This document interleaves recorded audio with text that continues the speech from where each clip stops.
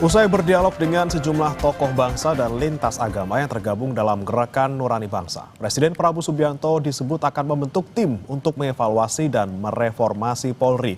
Lantas apa yang perlu diperbaiki, diperkuat, dan diganti dari Polri, serta dimulai dari mana? Kita akan bahas bersama dengan sejumlah narasumber yang sudah hadir dalam sambungan Zoom, saudara. Sudah ada tokoh Gerakan Nurani Bangsa, Laude M. Syarif, kemudian juga ada Komisioner Kompolnas, Khairul Anam, dan kami juga sudah ataupun sedang berusaha terus untuk menghubungi dan juga mengundang anggota Komisi 3 DPR, saudara. Kita akan terus hubungi, tapi sementara itu saya sapa dulu Cak Anam dan juga Pak Laude. Selamat pagi, Bapak-Bapak. Selamat pagi. Selamat pagi, Mas. Sehat semua. Ya, sehat, Alhamdulillah. Pak Laude. Baik. Pagi. Pak Laude, saya ingin ke Anda dulu, Pak Laude. Kemarin ketika hari Kamis mungkin bertemu dengan Pak Presiden Prabowo Subianto, ini apa saja yang kemudian disampaikan oleh Pak Prabowo dan juga kemudian apa sih yang sebenarnya mendorong rekan-rekan dari GNB ini untuk bertemu Pak Prabowo dan juga apa tuntutannya yang disampaikan? Ya, jadi sebenarnya Gerakan Nurani Bangsa itu kan orang-orang tua ya. Saya dengan Mbak Alisa itu hanya berusaha memfasilitasi dan sedikit kadang memberikan konteks. Jadi ada Romo Magdis, ada Ibu Sinta Nuria Wahid, ada Quraish Shihab, ada kardinal, ada banyaklah tokoh lintas agama gitu yang mereka melihat bahwa kok perjalanan negara itu makin hari makin kurang baik ya. Dan ini bukan pertama kali, ini pertama kali kami bertemu dengan presiden karena kami diundang, tapi maksudnya mengeluarkan pernyataan itu bukan pertama kali, ini sudah yang kelima kali. Pertama mulai dari sebelum pemilu. Jadi mereka sering bertemu dan berkomunikasi, namanya juga orang tua ingin menyampaikan keluhan ketika melihat apa namanya ya, politik di Indonesia itu makin menjauh dari cita-cita, menurut mereka cita-cita pembukaan Undang-Undang Dasar 1945. Oleh karena itu kami ketika terjadi kerusuhan itu mereka juga terpanggil untuk mengeluarkan pernyataan yang banyak itunya tapi bisa dibagi tiga. Itu dikemukakan juga oleh Pak Lukman Saifuddin sebagai yang apa namanya yang berbicara dengan presiden. Satu, reformasi sektor politik. Kedua adalah reformasi sektor ekonomi.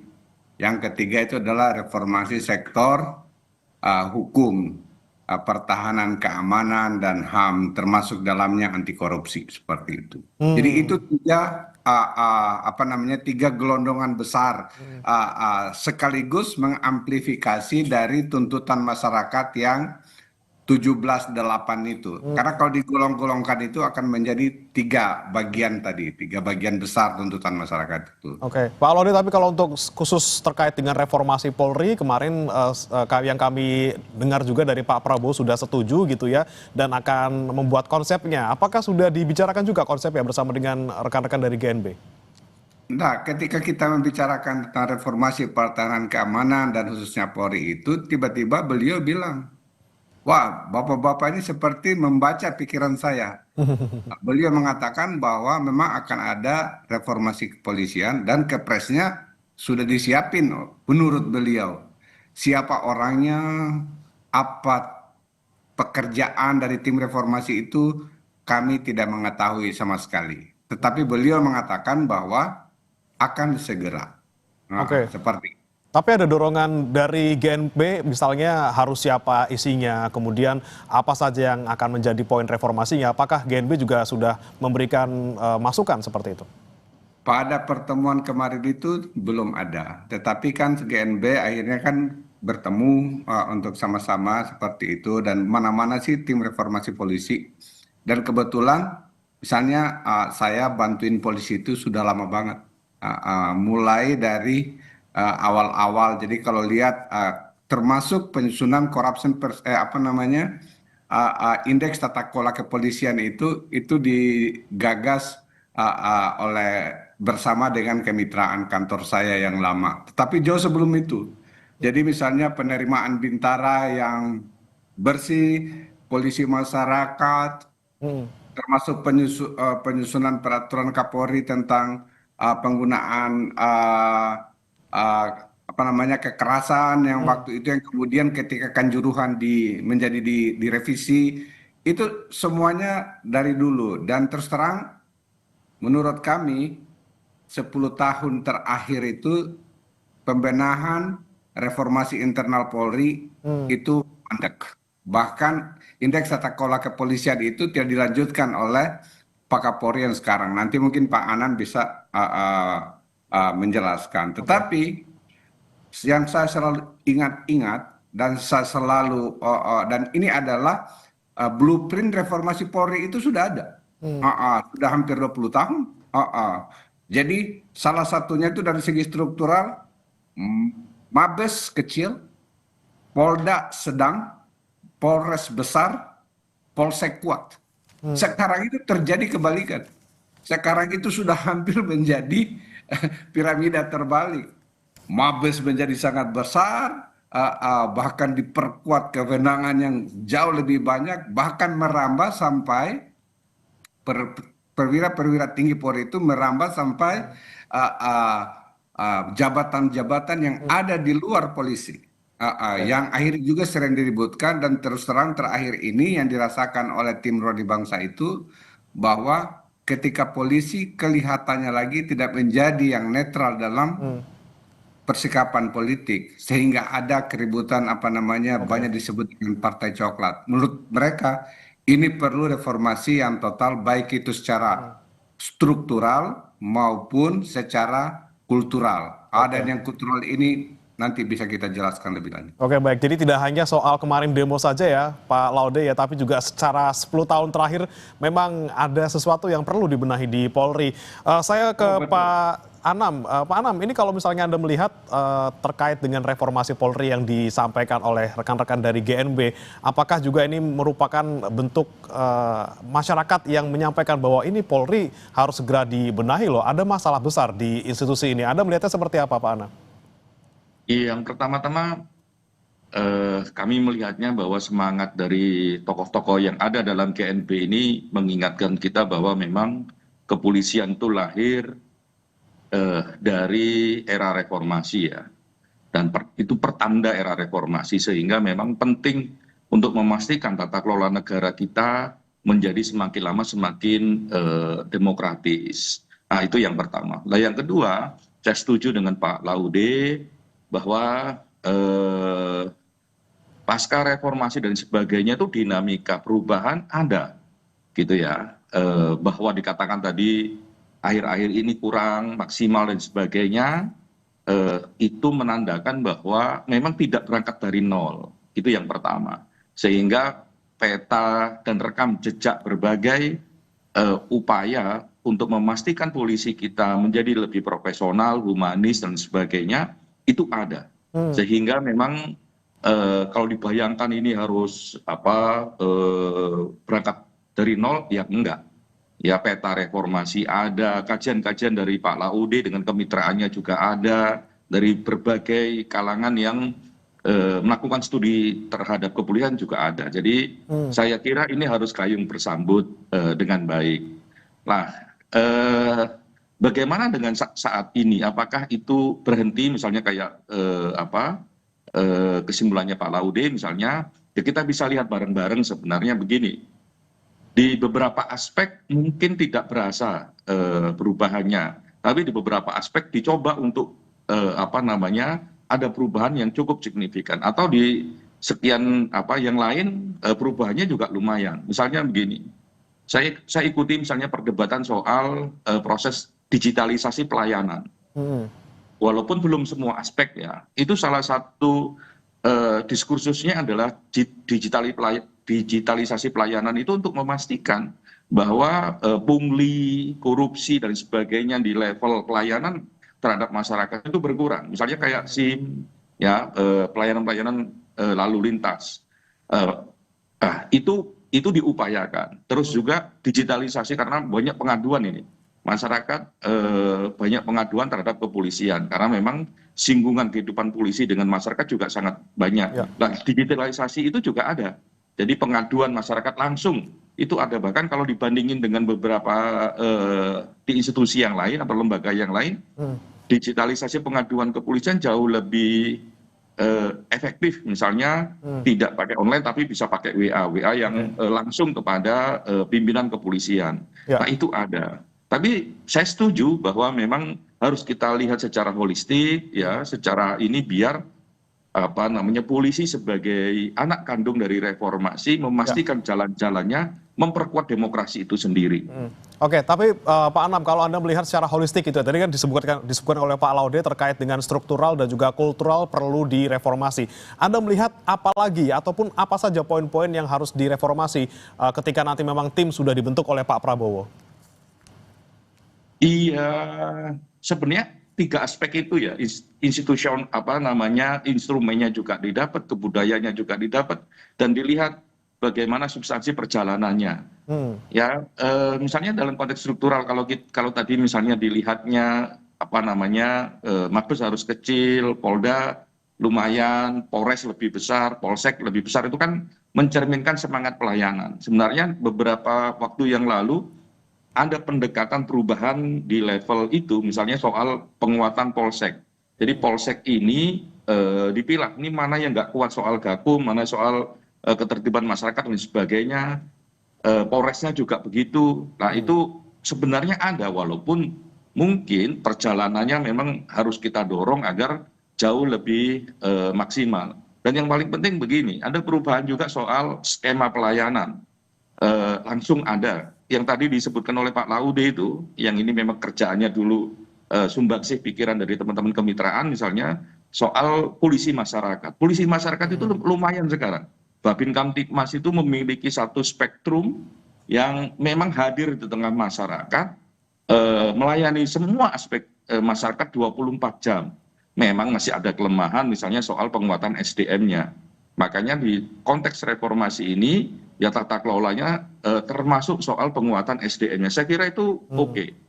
Lah soal penanganan huru-hara misalnya, ya penanganan huru-hara, saya ingat betul dulu ya penggunaan kekuatan begitu, perkapnya. Nah itu memang perlu, kalau itu memang perlu dilihat ulang, dievaluasi ulang, apakah sesuai dengan perkembangan zaman, dengan zaman yang dinamikanya sangat terbuka seperti ini. Misalnya begitu, penggunaan kewenangan dan sebagainya dengan dinamika masyarakat seperti ini, ya memang kalau menurut saya memang perlu dibuka. Termasuk juga soal pendidikan. Nah pendidikan itu, pendidikan soal instrumen hak asasi manusia memang agak berkurang ya, tapi ada, tapi ini yang juga penting untuk membongkar bagaimana perilaku dari perilaku yang kadang-kadang memang represif gitu ya, menjadi perilaku yang jauh lebih humanis. Oke, nah ini ngomongin soal perilaku nih, Pak Anam, saya nanti ke Anda, tapi saya ke Pak Laude dulu. Anda melihat ketika kemarin peristiwa demo yang rusuh di akhir Agustus gitu ya, banyak sekali kemudian kasus-kasus yang tidak kita inginkan gitu, meninggalnya Afan Kurniawan, kemudian ada juga penangkapan sejumlah aktivis yang tidak sesuai prosedur gitu ya, ada juga yang belum apa-apa sudah dipukul atau sudah apa. Nah, Anda melihatnya Pak Laude, perlu dari mana nih kita mulai? Apakah kita perlu dari pengawasan yang paling kecil misalnya dari setiap personil, atau dari awal nih, dari pendidikan ataupun dari perekrutannya? Ya, pertama-tama itu sebenarnya harusnya mulai dari awal rekrutmen sampai dengan evaluasi setiap saat itu perlu sebenarnya. Tetapi itu kan jadi saya ingin agar reformasi polisi ini jangan dilihat menjadi kasuistis. Nomor satu, misalnya kejadian yang berapa tahun terakhir ini, mulai dari Sambo, terus Kanjuruhan, yang masih waktu itu saya kebetulan jadi tim pencari faktanya gitu, Pak Anam juga ikut terlibat karena beliau Kompolnas seperti itu. Banyak sekali terus terang, menurut saya itu ada impunitas ya. Selalu kalau misalnya yang terlibat pihak kepolisian, itu anggap saja yang sekarang yang belum lama ya, ketika misalnya mau dipecat, ketika menerima pada waktu konser, sekarang itu ternyata masih bertugas di kepolisian. hal-hal seperti ini nih, ini bukan soal satu dua kasus ya. Ya misalnya kerusuhan itu hanya satu dua kasus yang kemarin, tetapi ini sesuatu yang lebih besar. Nah, yang lebih besar itu juga diakibatkan oleh kewenangan yang sangat-sangat besar dibanding polisi dulu. Hmm, Misalnya ya, kita sudah punya BNN, seperti itu. Tapi polisi biasa masih punya kewenangan juga untuk narkotika. hmm, Kita sudah punya badan terorisme, yang polisi petinggi polisi juga ya di situ. Tapi polisi lain masih bisa nanganin juga. oke, Nomor tiga, kita sudah punya yang untuk korupsi. Tapi polisi masih juga. hmm, Bahkan dia bikin korps yang baru. Jadi itu selalu perluasan kewenangan. ya, Dan ini bertentangan dengan blueprint polisi sendiri seperti itu. oke, Dan ini menurut saya ini pihak Kompolnas juga perlu mengevaluasi ini karena apa? Kan itu sudah rumus di seluruh dunia diterima. Power tends to corrupt seperti itu. ya, Jadi kalau makin luas oke, kewenangannya, itu makin akan hmm, kemungkinan. Nomor berikutnya, rentang kendalinya itu agak sulit ya, diakibatkan oleh jumlah polisinya tahu berapa? Itu 400.000 lebih. hmm, Itu jauh lebih besar dari gabungan semua angkatan di tentara. Lebih besar seperti itu. oke, Jadi yang seperti ini tuh harus betul-betul bukan hanya soal oke, ya, kesadaran individual seperti itu. Itu bukan. Ini ada yang ya, lebih apa namanya ini ya, yang lebih fundamental ya, yang harus dipikirkan oleh bangsa ini untuk perbaikan oke. polisi. Oke, oke. Di sana saya tangkap terkait dengan kemudian bagaimana rekrutmen dari awal, kemudian bagaimana juga perluasan kewenangan dari polisi. Nanti kan saya katakan ke Cak Anam, termasuk ada isu terkait apakah ini bergabung atau apa ya, ada hubungannya dengan pergantian Kapolri dan siapa sekiranya perlu memimpin tim reformasi Polri ini. Kita akan bahas, saudara, usai jeda berikut, tetap bersama kami di Sapa Indonesia Pagi.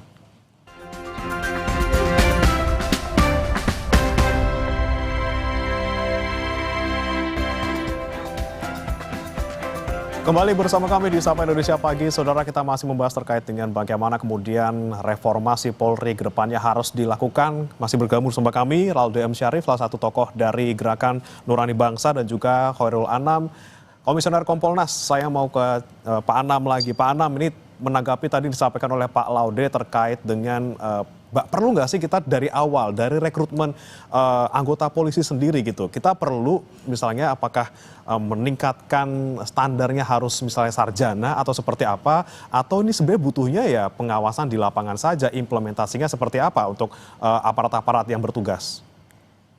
Iya, kami sangat setuju dengan berangkat dari nol ya. Maksudnya berangkat dari nol itu terkait perekrutan. Ini tidak hanya soal stratanya yang bisa masuk ke polisi apa begitu, karena fungsinya bisa berbeda-beda sehingga latar belakang pendidikannya juga menyesuaikan. Tapi juga soal memastikan bahwa proses perekrutan itu berjalan, tidak ada yang tindakan koruptif misalnya ya, nyokok sana nyokok sini. Nah itu penting bagi kepolisian, di samping memang berbagai ide-ide yang lain. Nah ini misalnya dalam beberapa tahun terakhir dipastikan mekanismenya, karena misalnya dalam tahun ini saya ikut terlibat di perekrutan ini ya, mengawasi. Itu penilaian dan sebagainya langsung melibatkan peserta. Itu kan juga keren. Ya, jadi pesertanya bisa langsung menilai, antar pesertanya bisa langsung menilai, untuk memastikan bahwa prosesnya tidak ya fair bagi semuanya, tidak ada tindakan koruptif. Lah ini menurut saya juga sangat penting sekali. Bagaimana kita bisa membayangkan tata kelola kepolisian yang baik kalau perekrutannya juga tidak dimasukin oleh orang-orang yang baik dan proses yang juga baik. Lah yang lain sebenarnya ujungnya juga penting untuk pengawasan, misalnya begitu. Kalau kami pengawasan ini Kompolnas misalnya, apakah Kompolnas efektif dalam konteks pengawasan? Nah, ayo kita bisa diskusikan.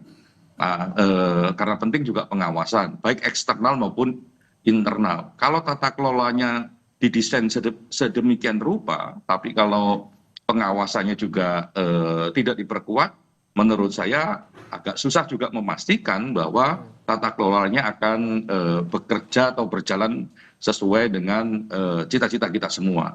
Nah, lepas dari itu, gedenya begini. Sebenarnya kita mau meletakkan paradigma perubahan kepolisian itu kayak apa? Dan ini kan bisa dicerminkan di kehidupan kita sehari-hari dalam konteks kepolisian.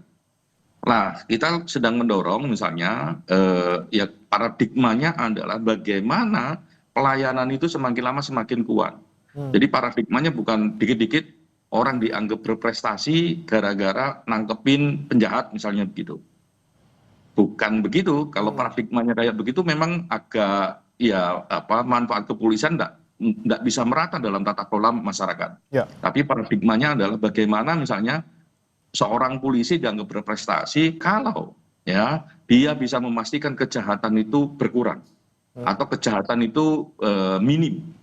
Nah, paradigma kayak begini jadi sangat penting, berubah pola paradigma. Nah, pola paradigma ini nanti akan menentukan bagaimana dunia pendidikan yang didesain di internal kepolisian dan sebagainya. Dunia karir juga penting. Nah, paradigma ini yang menurut saya juga penting untuk menjadi batu pijak. Nah, rekam jejaknya lumayan ada loh soal paradigma ini, mendorong bahwa ketertiban masyarakat, keamanan masyarakat, kenyamanan kehidupan masyarakat menjadi indikator prestasi yang besar. Dan itu menjadi indikator organisasi kepolisian dari level sampai level Polda dianggap baik ataukah buruk. Nah, itu juga penting. Paradigma kita harus ubah gitu ya, dan juga tadi dari hulunya kita rekrut yang dengan cara yang baik, kita rekrut orang-orang yang baik juga, di hilirnya juga pengawasan jangan sampai kendor gitu. Ini artinya kan secara holistik kita harus kemudian bagaimana bisa mengubah reformasi Polri secara total. Saya mau ke Pak Laude, kalau kita mau reformasi secara total, kalau kita bicara soal reformasi, apakah juga perlu pucuk pimpinannya diganti misalnya Kapolri? Ya, jadi karena saya di sini diundang sebagai Gerakan Nurani Bangsa ya, kami pada waktu itu tidak membicarakan tentang pucuk pimpinan Kapolri untuk ada pergantian atau tidak. Jadi saya tidak mau di situ, tapi saya ingin menyambung beberapa hal yang disampaikan oleh Pak Anam. Suka dengan tidak suka bahwa sebenarnya yang pertama itu sekitar setelah reformasi, ada Mabes Polri waktu itu mengeluarkan tata cara penerimaan bintara awalnya yang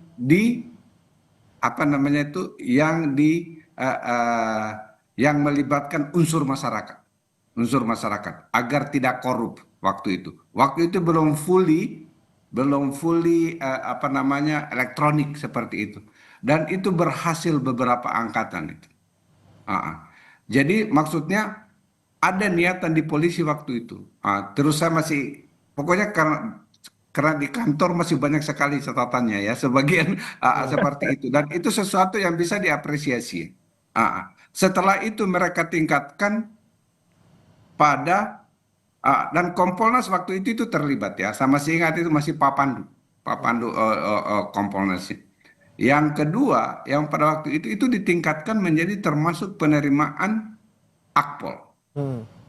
Terus terang, ya 5 tahun terakhir ini kok makin ada suara-suara yang berbeda dengan yang dulu itu ya.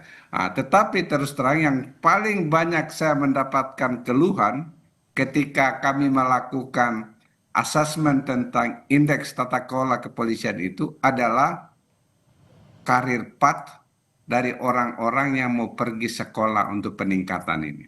Dan saya yakin laporannya di Kompolnas juga banyak. Ini yang paling betul-betul kalau misalnya mau naik, mau pergi supaya jadi dari bintara ingin menjadi perwira, dari perwira untuk perwira menengah, perwira tinggi. Wah, itu tidak gratis. Dan ini internal seperti itu. Kalau dalam internal ini masih sering terjadi seperti ini, itu terus terang itu sesuatu yang harus segera diperbaiki. Sistem di dalam sana ya perlu diperbaiki ya Pak ya. Beberapa yang reformasi lain yang penting di acknowledge adalah tadi itu masyarakat juga mengakui adanya misalnya pelayanan SKCK sekarang. Itu pakai aplikasi presisi. Jauh lebih baik dari yang dulu. Yang kurang itu reskrim, terus terang. Reskrim ini pada waktu itu bahkan tidak dibolehkan untuk mengukur indeks tata kelola kepolisian yang di bidang reskrim ini. Yang lain semua, lalu lintas sudah diukur, sabara sudah diukur, tapi ketika masuk reskrim tidak dibuka pintunya untuk padahal itu adalah program polisi sendiri. Ya. Seperti itu. Jadi saya terus terang ya ada keengganan di situ. Oke. Kalau Pak Anam gimana menanggapinya Pak? Perlu nggak sih kita ganti Kapolri? Apakah kita cuma perlu lihat aja nih sistem-sistem yang perlu diperbaiki? Misalnya tadi reskrim tidak dibuka gitu, soal indeks penilaiannya seperti apa Pak Anam? Enggak, karena ini kan ngomong institusi besar ya, dan ini untuk kebutuhan kita jangka panjang.